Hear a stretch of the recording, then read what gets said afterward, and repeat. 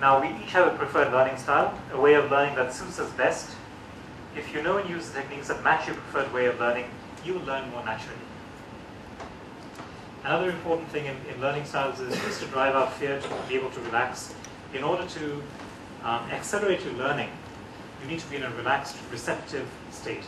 Not even at your, you will actually accelerate learning if you're in an alpha, beta, sort of very relaxed state. And unfortunately, our education system, with the stress of examinations, etc., do not encourage this. And I'm not talking just about India. This is a global phenomenon. Yeah? So a lot of what I'm saying is not specific to any one region. But I'm of the belief that if any system has a strength, let's be eclectic and choose the best from each. And of course, definitely understand our own strengths. I mean, that is essential in order to. We now know that we do not have a fixed single IQ, but a range of at least 7 or 8 different forms of intelligence.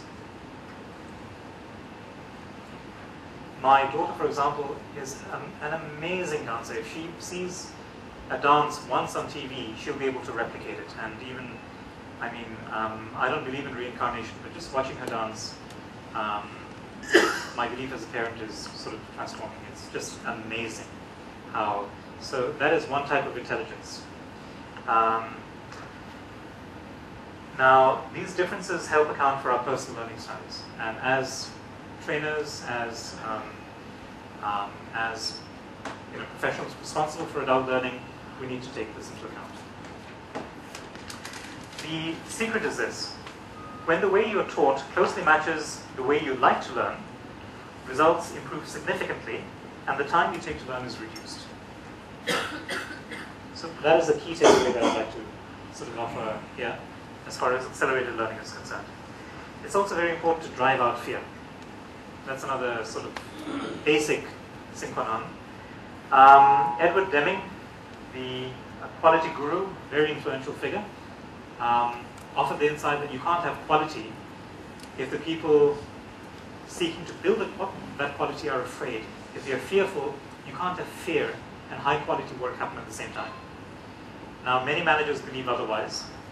They believe that the only way to get work done, good work done, is to put the fear of God into your team members, but research suggests differently. Yeah? What Deming stated was drive out fear so that everyone may work effectively. Now, we all know that there's very high levels of stress in the workplace.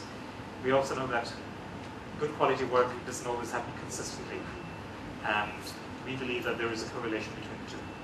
That's one of the reasons we are looking at the Stress Research Center. When people are afraid for their jobs, afraid of management, afraid of being punished for making mistakes, productivity suffers. And it suffers considerably. Fear in the workplace, no matter how subtle, does not improve productivity. And as HR professionals, we need to be cognizant of this fact. Because very often we're not proactive enough in addressing these issues. This applies to learning as well. Yet far from driving out fear, our education system itself, and again, education systems across the world, often enhance students' stress through its examination and grading systems, ranking, etc., instead of promoting a passion for the subject and a desire for lifelong learning. Who has not watched The Three Idiots? Wow, not a single hand. Okay. I think that movie sort of describes or articulates the issues very well. I can especially relate to the director in that movie. I find that